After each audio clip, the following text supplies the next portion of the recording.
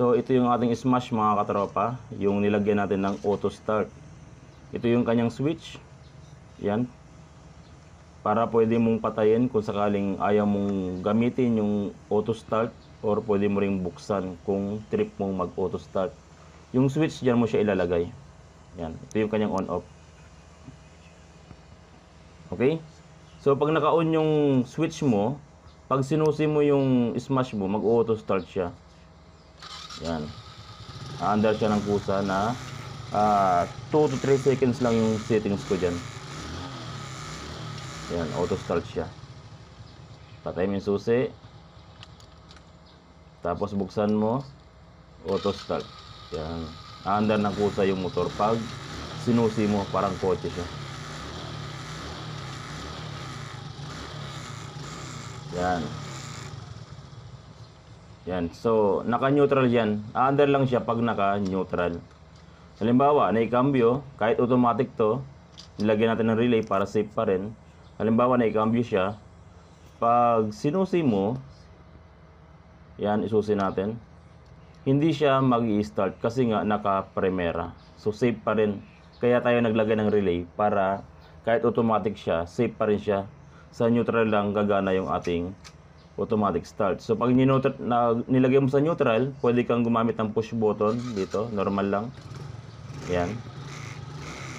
Pwede mong pindutin sa button pag naka-neutral ka. Or pwede rin, pag naka-primera ka, pwede mo rin pindutin sa button para gumana. Tapos itong auto start natin, pwede mo siyang patayin. Sakaling ayaw mo ng auto start, hindi mo trip, patayin mo lang yung switch natin. Ngayon, kahit naka-neutral ka, pag sinusi mo, yan, isusi natin, hindi siya gagana kahit na naka-neutral ka. Yan. Di ba, naka-neutral? Pwede kang gumamit ng normal na push button mo. Ayan, push button natin medyo namatay. Ayan. Pwede kang gumamit ng normal na push button. Pwede mong patayin yung auto start. Kaya yun yung purpose ng switch natin. Para sakaling ayaw mo ng auto start, pwede mo siyang patayin. Pero kung trip mo ng auto start, buksan mo lang siya, yung switch natin, i-on mo lang. Ito. Medyo malabo yung ating focus ng Vivo. Vivo. Ayan. I-on mo lang yung switch mo ng auto start. Pag susi mo, mag-i-starting na siya agad. Yan. So may option ka. Pwede mong patayin, pwede mong hindi gamitin.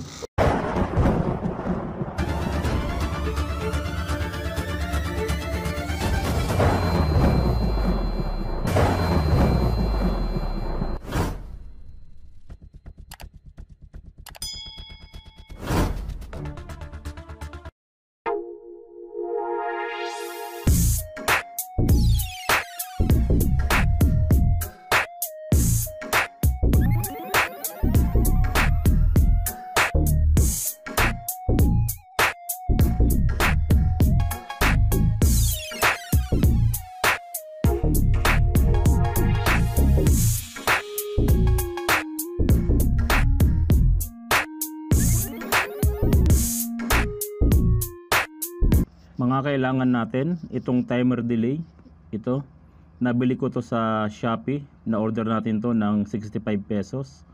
65 isa, pero nakaraan nag-sale sila, naging 42 pesos siya. Ayan, 42 pesos yung timer delay. Tapos itong relay, kailangan natin ng relay. Walang problema kung transparent na relay o yung ordinaryong relay na tawag dito yung kulay itim na relay. Pwede yun, transparent o itim na relay. So ipapaliwanag ko muna sa inyo mga katropa kung para saan itong mga nakalagay dito. Itong BCC, ito yung ating positive ng ating timer delay. Diyan. Ito yung karugtong niya, diyan siya nakalagay. BCC, positive. Yan, ayan yung kanyang positive. Next, ito namang GND, ito yung kanyang negative. Negative ng ating timer delay. Ito siya. Diyan siya nakalagay yung ating negative. Okay, ito yung positive. Ito yon. At yung kabila, negative. Ito yon. Okay? Next natin dito sa kabila, mayroon tayong COM. Yung ibig sabihin ng COM ay common, o siya yung main supply natin sa relay. Yan, yung COM, ayan yung gitna. Common ang ibig sabihin yan. Okay? So next natin itong CB. O minsan may makikita kayo NC, ibig sabihin niya normally closed, pero dito nabili natin CB ang nakalagay. Yung CB, ito yung irerekta natin doon sa ating starter. Yan, o papunta dyan sa relay natin. Yung CK o yung normally open, hindi na natin gagalawin to. Ang kailangan lang natin ay yung common at yung normally closed, o yung common at saka CB na nakalagay. So, dito naman sa pag-a-adjust ng timer, ito yung kanyang timer. Pag itong tanso na to na maliit, pag iikutin mo to ng pakaliwa, yan, ikutin natin ng pakaliwa, magbabawas ka ng timer, ibig sabihin magbabawas ka ng seconds.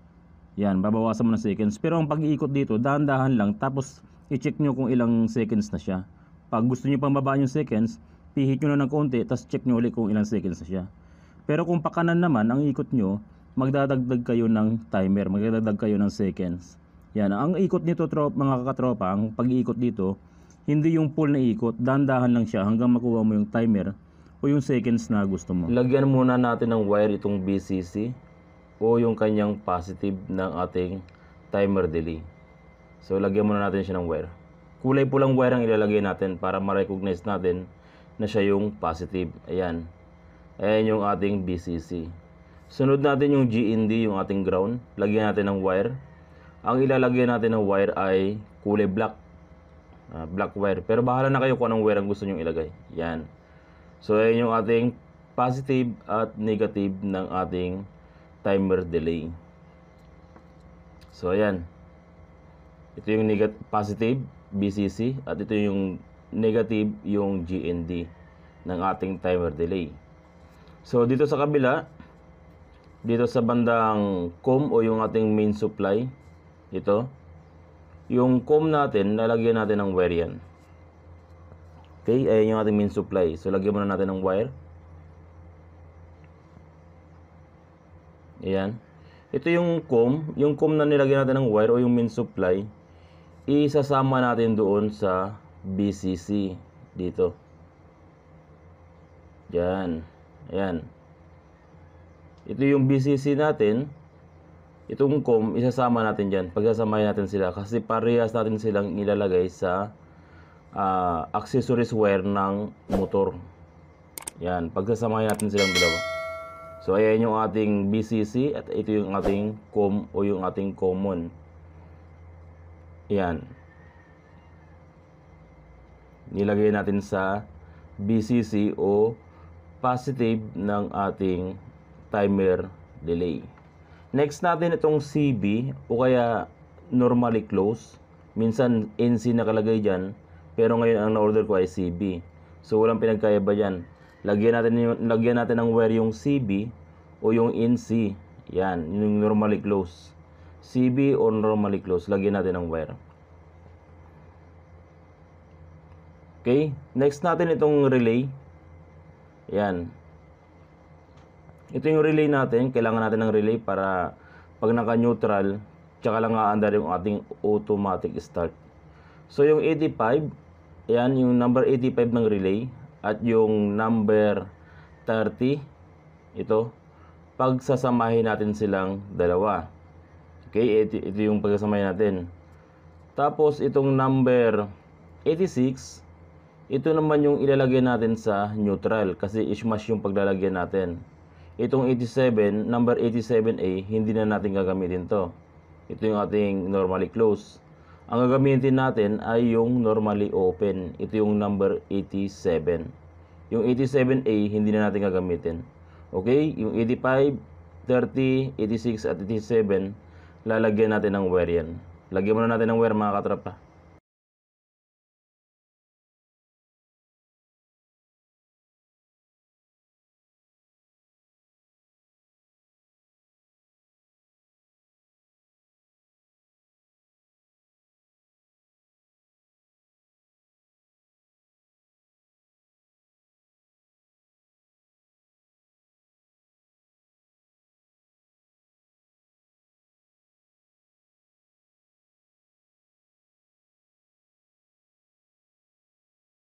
Yung number 85, ito, 85 ng relay, at yung number 30 ng relay, ito, pagsasamahin natin silang dalawa. Okay, ipagsasamahin natin yung 85 at number 30 ng relay, pagsamahin natin.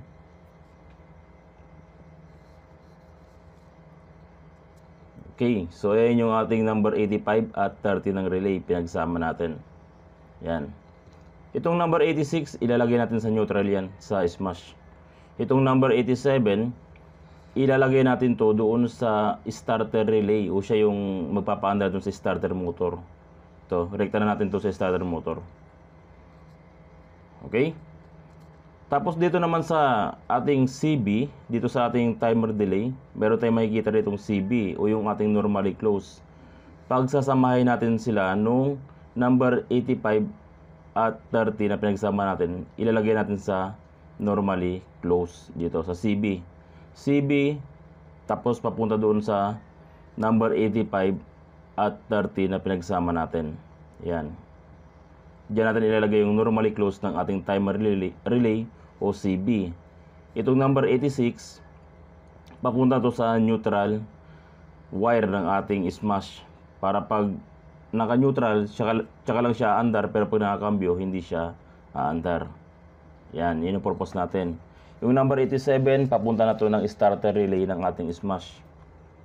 Yan, ilalagay to sa ating starter relay para matrigger siya at mag-auto start yung ating smash. Yan, yung number 87. Pero bago ang lahat mga katropa, lalagyan natin ng switch to, yung ating CB o yung normally close. Lalagyan natin ng switch para pag ayaw nyong gamitin yung inyong auto start, pwede nyo patayin. Pag gusto nyong gamitin, pwede nyo ring i-on yung ating switch. So ito yung switch na ilalagay natin. Ito, meron siyang dalawang wire.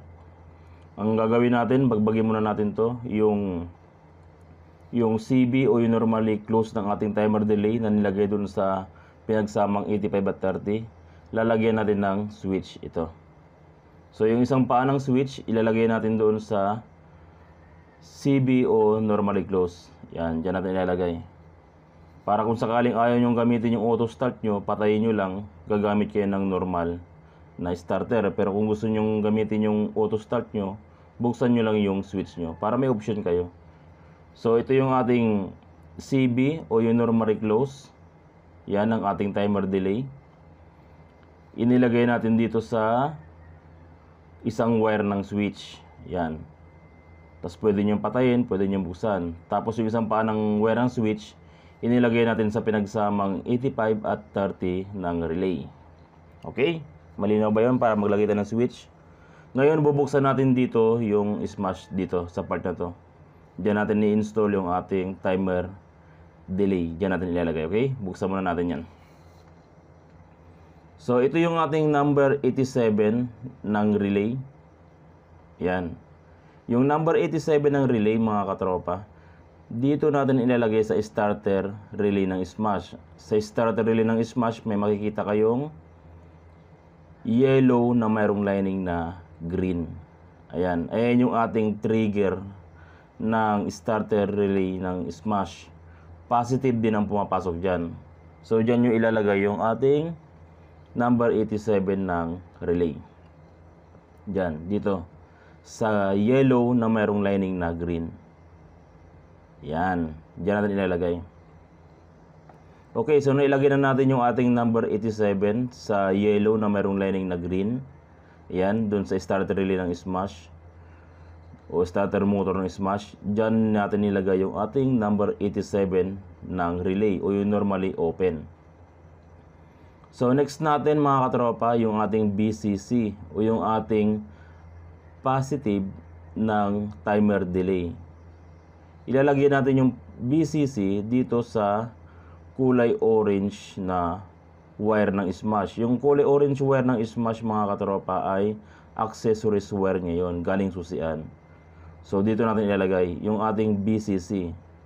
Diyan. Okay? Sa accessories wire ng smash. Diyan natin ilalagay yung positive. So nailagay na natin yung positive o yung BCC ng ating timer delay. Ito yung ating BCC. Yan yung positive ng ating timer delay. Next natin yung GND. Ito yung ground ng ating timer delay. Yung GND natin o yung ground ng timer delay mga katropa, dito natin ilalagay sa ground, o meron na ditong body ground. Ayan, nakaabang na sila sa mga ilaw-ilaw. So itap na lang natin dito, parehas lang din naman yan. Or pwede nyo ilagay dun sa black na meron lining na white. Diyan natin ilalagay yung ground. Pwede sa body ground katulad nito, itap na lang natin kasi naka body ground na. O pwede kayong humanap ng black na mayroong lining na white, ground din yun. So nailagay na natin yung ating ground ng timer delay, yung GND. Ayan, naka body ground lang tayo. Next natin itong ating number 86 ng relay. Ayan, ilalagay natin to doon sa neutral ng smash, para kung sakaling nakakambyo, hindi mag-automatic start yung ating motor. So yung neutral ng smash, hanapin nyo yung socket ng transmission indicator. Ito, sa transmission indicator na wire, may makikita kayong kulay blue wire. Ayan, solid na blue wire yan mga katropa. Ayan yung ating neutral ng smash. Diyan nyo ilalagay yung ating number 86 ng relay, para pag nakakambyo ka, hindi kagana yung auto start mo. Okay? So nailagay na natin yung number 86 sa neutral ng smash. Ayan, ikabit na natin doon sa blue wire. Ayan yung kanyang neutral. At doon natin nilagay yung ating number 86 ng relay. Okay, ito balutan nyo ng tape to. Tapos yung switch, pwede nyo ilagay dito. Yan. Diyan nyo ilalagay. Yan, or bahala kayo kung saan nyo gustong ilagay yung switch. Basta isilyado nyo yung timer delay natin para iwas grounded. Okay? Tara, subukan na natin to. So ito yung ating smash mga katropa, yung nilagyan natin ng auto start. Ito yung kanyang switch. Yan, para pwede mong patayin kung sakaling ayaw mong gamitin yung auto start, or pwede mo ring buksan kung trip mong mag auto start. Yung switch, dyan mo siya ilalagay. Yan, ito yung kanyang on off. Okay, so pag naka-on yung switch mo, pag sinusi mo yung smash mo, mag auto start siya. Yan, under siya ng kusa na 2 to 3 seconds lang yung settings ko dyan. Yan, auto start siya. Patay mo yung susi, tapos buksan mo, auto start. Yan, under ng kusa yung motor pag sinusi mo, parang kotse siya. Yan. Yan, so naka-neutral yan. Under lang siya pag naka-neutral. Halimbawa, naikambyo, kahit automatic to, nilagyan natin ng relay para safe pa rin. Halimbawa, naikambyo siya, pag sinusi mo, yan, isusi natin, hindi siya mag-i-start kasi nga naka-primera. So safe pa rin. Kaya tayo naglagay ng relay para kahit automatic siya, safe pa rin siya. Sa neutral lang gagana yung ating automatic start. So pag nilagay mo sa neutral, pwede kang gumamit ng push button dito, normal lang. Yan. Pwede mong pindutin sa button pag naka-neutral ka. Or pwede rin pag naka-primera ka, pwede mo rin pindutin sa button para gumana. Tapos itong auto start natin, pwede mo siyang patayin. Sakaling ayaw mo ng auto start, hindi mo trip, patayin mo lang yung switch natin.